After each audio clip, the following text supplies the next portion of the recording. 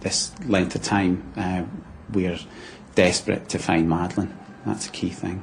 Kate and I strongly believe that Madeleine was alive when she was taken from the apartment. Obviously, what we don't know is what happened to her afterwards, who's taken her and what her motive is, and we're desperate to find that. On the night of May 3rd, 2007, the world was shaken by the disappearance of 3-year-old Madeleine McCann from a holiday apartment in Praia da Luz, Portugal. What began as a family vacation turned into one of the most haunting mysteries of modern times. For her parents, Jerry and Kate McCann, it was the beginning of an unending nightmare. And for millions around the globe, it became a case that would never fade from memory. In the early days, public sympathy was immediate. Images of a grieving mother and a father standing before cameras stirred compassion. Yet, as hours turned into days, something shifted. Every word, every gesture, every silence was scrutinized. And it was Jerry McCann, a respected cardiologist and father of 3, who found himself at the center of this relentless storm. Jerry's presence divided opinion from the very beginning. To some, he embodied calm determination, a man who refused to break down under unbearable pressure. To others, his composure felt unnatural, his words too precise, his silences too heavy. What should have been a portrait of a desperate father became instead a puzzle filled with contradictions. What truly happened in those 55 minutes, the time between Jerry's last reported check on his children and Kate's discovery that Madeleine was gone, remains the most crucial and contested detail of the case. And so, the question lingers. Was Jerry McCann simply a father clinging to reason in the face of chaos? Or was there something hidden in the pauses, in the contradictions, in the moments everyone missed? At 9:05 p.m. on May 3rd, 2007, Jerry McCann left the dinner table at the Tapas restaurant to check on his 3 children sleeping in apartment 5A. According to his own account, he walked the short distance. He once cited it precisely as 49.4 meters, entered the apartment, looked in on the children, and returned to his seat within a minute. It sounded simple, routine, almost ordinary. Yet even in this seemingly ordinary act, the seeds of doubt were planted. In his first statement to Portuguese police, Jerry said he entered the apartment through the locked front door, using his key. But just 6 days later, in a revised account, he claimed to have gone in through the unlocked patio doors at the back. This small but crucial inconsistency became one of the earliest fractures in his credibility. Why would a trained cardiologist, a man accustomed to detail and precision, change such an important element of the timeline? Leaving the patio doors unlocked would have meant exposing the apartment to anyone who passed by. The discrepancy raised unsettling questions. Was it stress, a slip of memory, or something far more troubling? Another detail added to the unease. Jerry had emphasized that the distance between the restaurant and the apartment was short and that the parents had a direct line of sight. But when investigators examined the layout and even analyzed satellite photos, they discovered that the line of sight was not as clear as Jerry had suggested. The bedroom window where Madeleine slept was not visible from the table. What seemed minor at first became significant. Could the parents truly have kept their children under watch that night? At 10 p.m., Kate McCann returned to the apartment for her own check. She reported that the bedroom window was open, the shutters lifted, and the curtain blowing in the wind. Her scream alerted the group. Jerry rushed to her side, but witnesses later recalled his reaction as strangely restrained. He organized searches, issued instructions, but showed no visible panic. Some described him as calm under pressure, others as unnervingly composed. Why did he not break down, cry out, or lose control in the way most people expected a father to do? That evening, the timeline between 9:05 and 10:00 became the foundation of the entire case. It was within this narrow window that Madeleine vanished without a trace. And as investigators began piecing together statements, Jerry's role in those 55 minutes stood out, not only for what he said, but for how his story began to shift. In the aftermath of Madeleine's disappearance, Jerry McCann's interviews and public appearances became a focal point not just for the media, but for behavioral experts and ordinary viewers alike. What stood out was not only what he said, but how he said it. His language often seemed detached, marked by passive phrases and an odd reluctance to use his daughter's name. Instead of Madeleine, he sometimes referred to her simply as the child. Instead of describing the nightmare as the abduction of his daughter, he called it the situation. To many, such linguistic choices suggested a distance, psychological, emotional, or deliberate. Analysts noted how this distancing language is sometimes linked to emotional suppression, or even subconscious detachment. It wasn't proof of wrongdoing, but it was enough to fuel suspicion. For the public, especially those searching for emotional authenticity, Jerry's polished composure felt jarring. Where they expected raw grief, they found calm articulation. Where they looked for desperation, they heard measured statements. Two independent witness accounts further complicated the picture. Around 9:15 p.m., just minutes after Jerry's check, fellow holidaymaker Jane Tanner reported seeing a man carrying a small child across the street near the apartment. At the time, no alarm had been raised. Madeleine had not yet been discovered missing. Weeks later, another witness, Martin Smith, described seeing a man around 10 p.m. walking toward the beach, also carrying a blonde-haired child. After returning home and watching television coverage, Smith claimed he was 80% certain that the man resembled Jerry McCann. Neither account was ever confirmed. Both sightings remained clouded in ambiguity, and no physical evidence tied Jerry to the descriptions. Yet, in a case starved of hard facts, these testimonies lingered. They became part of the public imagination, raising the possibility, no matter how uncertain, that Jerry himself might have been seen carrying his daughter that night. To some, Jerry's demeanor was simply that of a man clinging to reason in the face of unimaginable chaos. To others, it was calculated restraint, a mask that concealed something darker.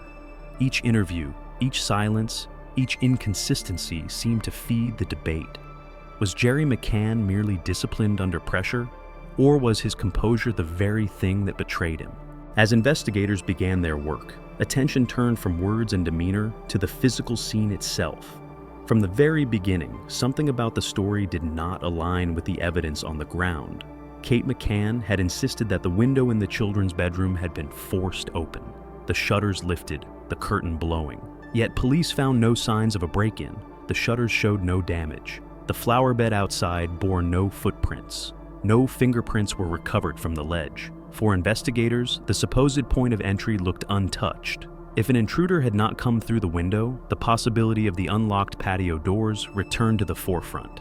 Jerry himself had changed his account, first stating he entered through the locked front door, then later through the rear patio. The inconsistency unsettled detectives, and the idea that the doors had been left open shifted the narrative entirely. A kidnapper would not have needed to force entry at all. But if that were the case, why had the McCanns emphasized a break-in? Was it confusion, fear, or an attempt to frame events in a way that suggested outside interference? In the months that followed, investigators brought in specialized assistants. Two British sniffer dogs, Eddie and Keela, trained to detect the scent of blood and human decomposition. What they found sent shockwaves through the investigation. Both dogs alerted to specific areas in the McCann's holiday apartment, most notably behind the living room sofa. Later, they also reacted to the trunk of a rental car the McCanns had hired 25 days after Madeleine's disappearance. For the Portuguese police, these reactions suggested the unthinkable, that Madeleine had died in the apartment and that her body had later been transported. Blood samples were taken, and preliminary DNA analysis seemed to support the suspicion. Partial matches to Madeleine were reported, though never conclusive. Still, the implications dominated headlines across Europe. For the first time, Jerry and Kate McCann were named Arguidos, formal suspects, by Portuguese authorities. Jerry strongly rejected these developments. He questioned the reliability of cadaver dogs, pointing out that their alerts were not considered hard evidence without corroborating forensic results. Independent analysts consulted by the McCanns later reinforced this view, noting that the samples were inconclusive, partial, and possibly contaminated. Jerry emphasized that the family could not have possibly hidden a body in the narrow time window between the routine dinner checks. "It's ludicrous," he told one interviewer. "How could we have carried out such a plan under constant scrutiny?" His argument was logical, even persuasive to some. Yet the shadow of suspicion deepened. Why had the dogs alerted both inside the apartment and in a car rented weeks later? Why did DNA fragments, however partial, appear to connect to Madeleine? Critics felt Jerry's dismissal sounded rehearsed, as though he were managing the crisis rather than expressing grief. Supporters countered that he was doing what any rational parent would do, focusing on inconsistencies in the investigation to protect his family. This clash between perception and evidence, or the lack of it, came to define the case. Nothing uncovered was legally conclusive. No charges were ever filed.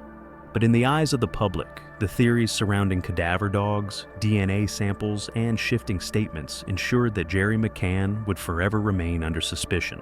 From the earliest days after Madeleine's disappearance, Jerry McCann assumed a role few fathers could imagine, not only as a grieving parent, but as the public face of a global campaign. While Kate often appeared shaken, sometimes silent, Jerry became the voice of the crisis. He stood before cameras, addressed the press, and carefully shaped the family's message.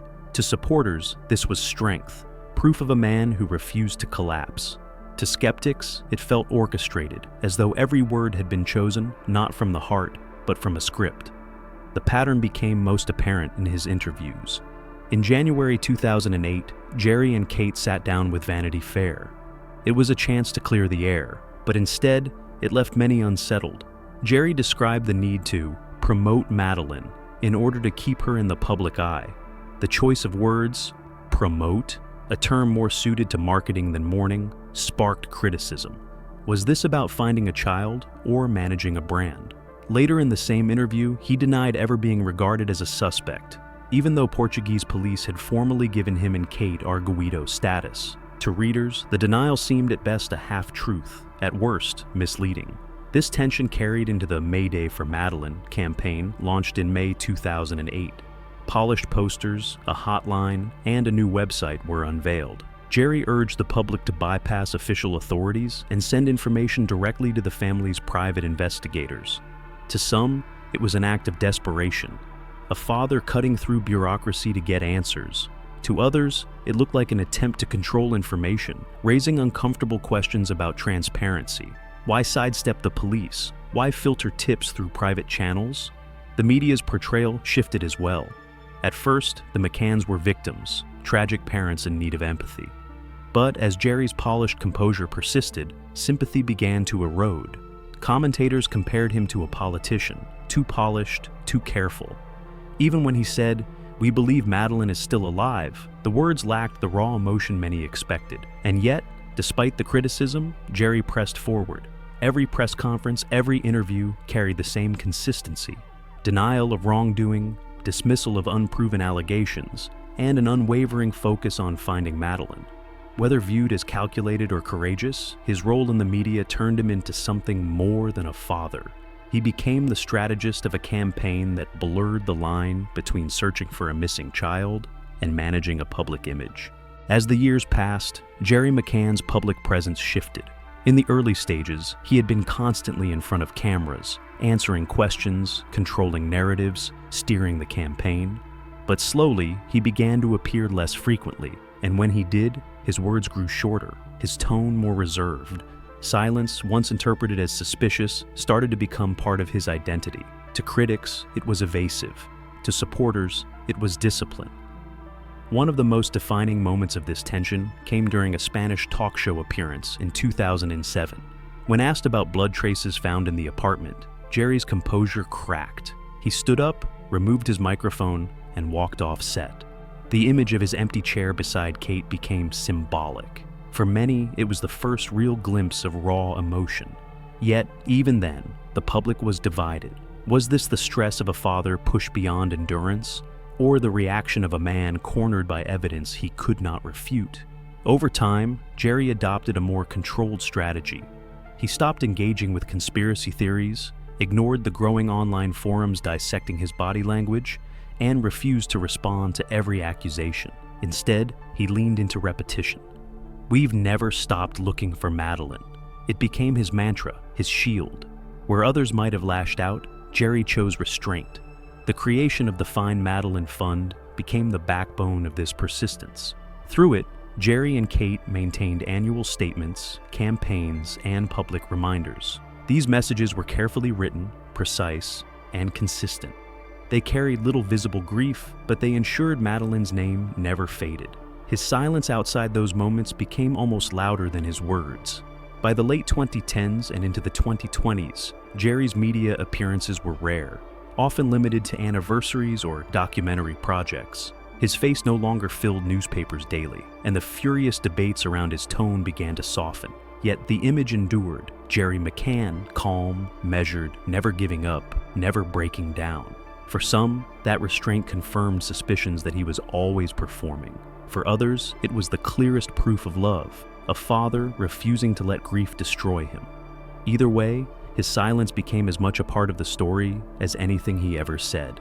A decade after Madeleine's disappearance, Jerry McCann appeared once again on the BBC. The setting was subdued, reflective, far removed from the press conferences and campaign launches of earlier years. His words carried a quieter weight. There's an ongoing constant pain from Madeleine's absence. It was one of the rare moments when the polished exterior seemed to slip, revealing a father who had lived too long in the shadow of loss. And yet, even in that vulnerable tone, Jerry remained deliberate. He avoided specifics about the night of May 3, 2007, steering clear of the contradictions that had haunted him for years. Instead, he focused on endurance, raising the twins, continuing with life, but never giving up hope. To some, this sounded like dignity. To others, it was another form of careful control. In later appearances, including a 2018 BBC Radio 4 interview, Jerry spoke of faith and doubt. His voice trembled as he admitted moments when he felt abandoned by God. Listeners described it as the most human he had ever sounded, a confession that cut through years of restraint. But even then, skeptics questioned the timing. Why reveal vulnerability only after public interest had waned? By 2020, with German authorities naming Christian Bruckner as a suspect, Jerry and Kate released a restrained joint statement. We will never give up hope of finding Madeleine alive.